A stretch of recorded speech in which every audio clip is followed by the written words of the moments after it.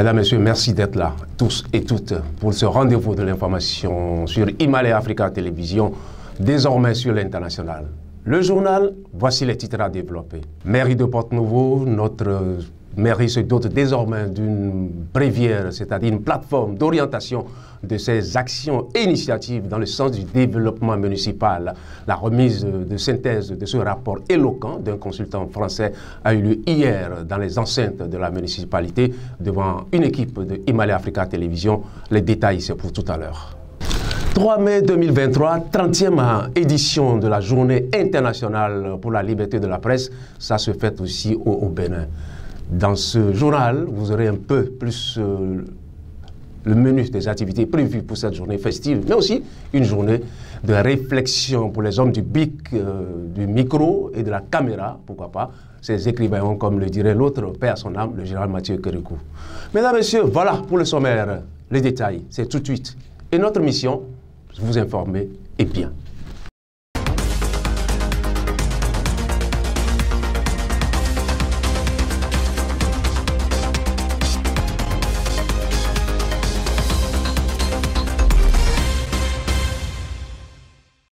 Je l'annonçais tantôt en titre, la mairie de Porto-Novo, la ville aux trois noms, Hogbonou, Adjache et Porto-Novo, pour ceux-là qui parlent français, se dote désormais d'un rapport, sinon d'une bréviaire d'orientation pour ses actions, ses initiatives et tout ce qui sera mis en œuvre désormais dans la cité d'Aïnovi pour booster un tant soit peu le développement de notre cité. Ceci pour donner une belle image de l'extérieur à la mairie dirigée désormais par le maire Nyankoti Charlemagne et son staff de conseillers municipaux au complet.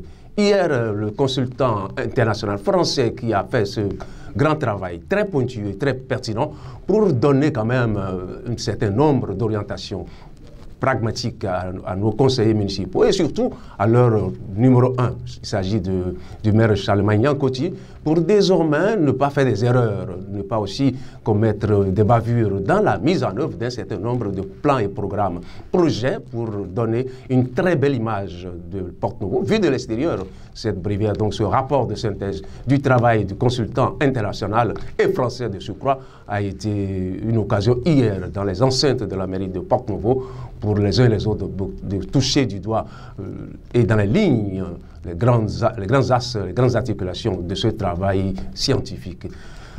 Maxime Lobo-Mélissé, Florentin Adorné, était là hier comme témoin de Himalaya Africa Télévision. Suivez le reportage. Si je suis ici, c'est parce que la ville de Porto-Novo et la plateforme elle-même voulaient avoir un œil extérieur. C'est parfois utile, parfois un œil extérieur sur le fonctionnement, la mission, les rôles de la plateforme, parce qu'il y a à l'évidence des problèmes Bref, il y a place à l'amélioration, on va dire ça comme ça. Donc,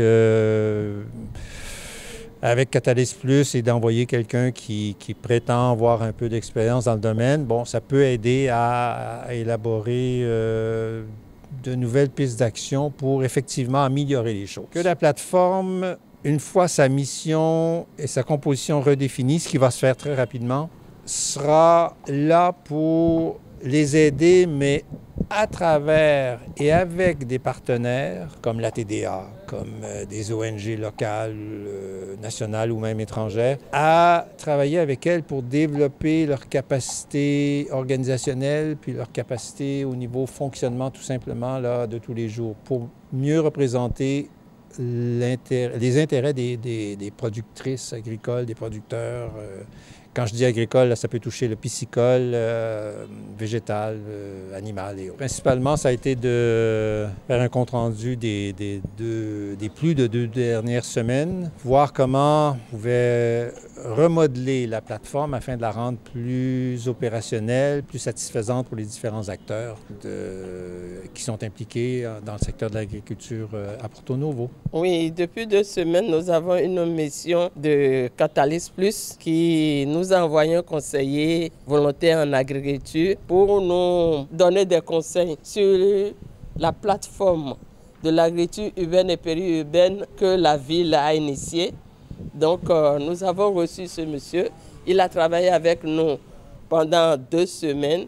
Il est en fin de mission et il est parti dire au maire comment il a travaillé, quels sont les points forts qu'il a retenus dans le rapport qu'il a déposé. Sa disponibilité aussi de nous aider à rendre la plateforme plus active, plus crédible, afin de pouvoir booster des financements vers la ville. 3 mai 2023, c'est vrai, depuis toujours, la journée du 3 mai a été consacrée, commémorée dans tous les pays de la planète Terre comme journée internationale pour la liberté de la presse. Il s'agit d'une journée festive, c'est vrai, mais c'est aussi une journée de réflexion multilatérale pour les hommes et les femmes qui s'activent quotidiennement dans nos différentes rédactions pour donner à l'opinion publique nationale et internationale toute l'information et toute la vérité sur les faits de société, les faits politiques, les faits culturels, pourquoi pas aussi les faits de chez nous. C'est une profession certes, mais qui a aussi des problèmes, des difficultés, et pourquoi pas.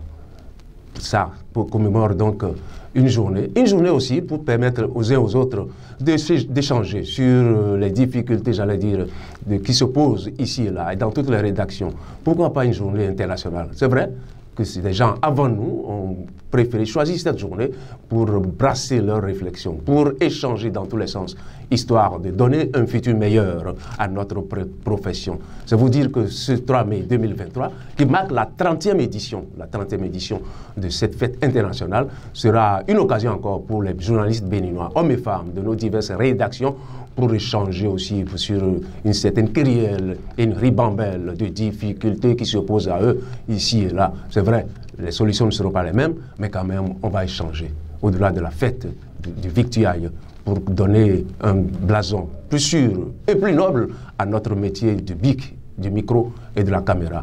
Vous aurez plus de détails par rapport aux diverses activités prévues pour cette journée à Cotonou, au Bénin, ou à Porte-Novo et partout d'ailleurs dans le Bénin pour savourer avec nous, pour dire avec nous, pour aussi apprécier avec nous ce qui se vit, ce qui se fait dans nos diverses rédactions. Toujours sur le fil de l'actualité, par rapport à un autre versant de cette section de l'information, je vous disais tantôt un titre, fête pour fête, si on retourne un peu en arrière pour parler de la fête du 1er mai, la fête du travail, puisque c'est une profession à un autre. Le métier de journaliste, et comme tout travail d'ailleurs, est un métier noble, c'est vrai. Et le 1er mai dernier, c'était la fête internationale du travail. Le Bénin n'est pas resté en veille, ni Porte-Novo en particulier. Les artisans, professionnels, producteurs, tous bords, tout confondus, ont été réunis dans leur site différentiel pour commémorer aussi cette fête du 1er mai 2023. Voici le reportage de Imale Africa Télévision sur les diverses activités qui ont meublé cette journée du 1er mai 2023. Ils sont artisans professionnels, travailleurs de tout ordre, à honorer ce lundi 1er mai 2023 la commémoration de la fête internationale du travail. Réunis dans leurs différentes associations, ces différents travailleurs ont commémoré leur fête. À l'entame, une messe à la cathédrale Notre-Dame de l'Immaculée Conception de Porto-Novo pour rendre grâce à Dieu.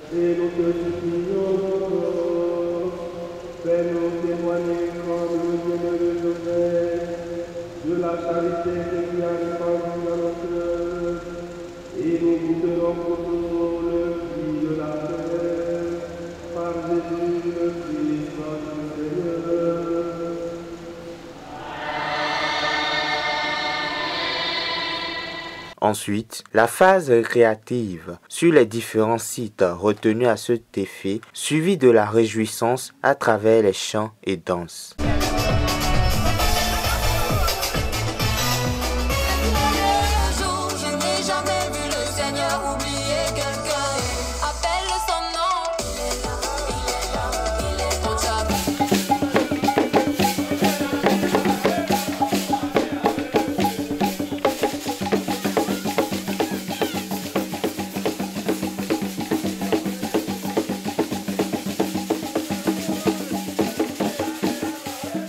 Quelques responsables du corps de métier livrent leur impression. Pour moi, le message fort, c'est que le travail libère l'homme. Seul le travail libère l'homme. Et vous allez constater que tous ceux qui sont ici sont des travailleurs d'une manière ou d'une autre et qui participent à l'évolution, à l'essor de notre pays. Donc si cette journée est dédiée pour les travailleurs, nous faisons partie intégrante de cette fête. C'est pourquoi vous voyez autant de monde sur l'esplanade en train de fêter. Nous leur disons merci, merci pour le soutien au collectif pour l'organisation de cette belle fête. Et deuxièmement, nous leur souhaitons la santé, tout ce qu'il y a de plus beau pour qu'ils pour qu'ils restent en bonne santé et qu'ils fassent le travail, ce pourquoi ils ont opté pour le développement de notre pays. Parce que chacun de nous, à son niveau, fait le travail qu'il a choisi pour faire avancer le pays.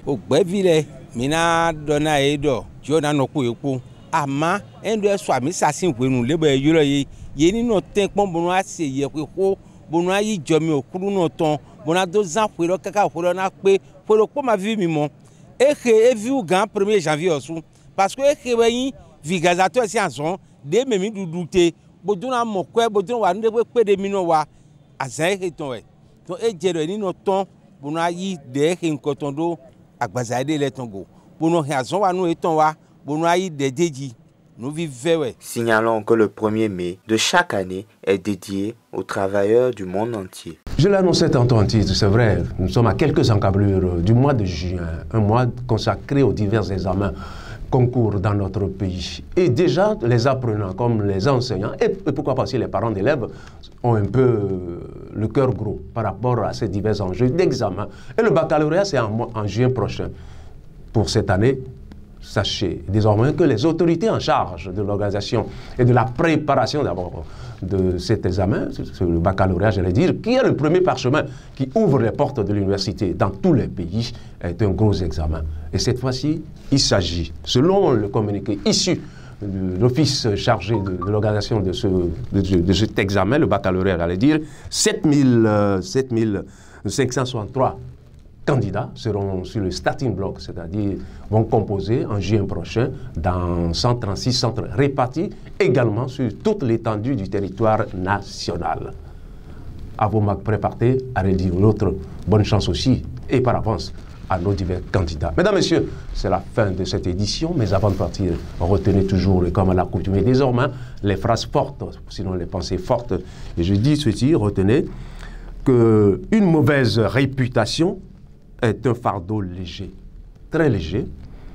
mais très lourd à porter ou à soulever. Autrement dit, l'aigle dans les cieux se fait roi des airs. Mais chacun de nous est roi, sinon reine, chacune dans sa vraie place. C'est la fin de cette session d'information. Pour tous ceux-là qui nous ont suivis du côté de Malanville, à Commun, Yaïla Konji, et dans le 18e arrondissement à Paris, prenez soin de vous chaque jour, c'est une vie et travaillons à la beauté des choses. Au revoir.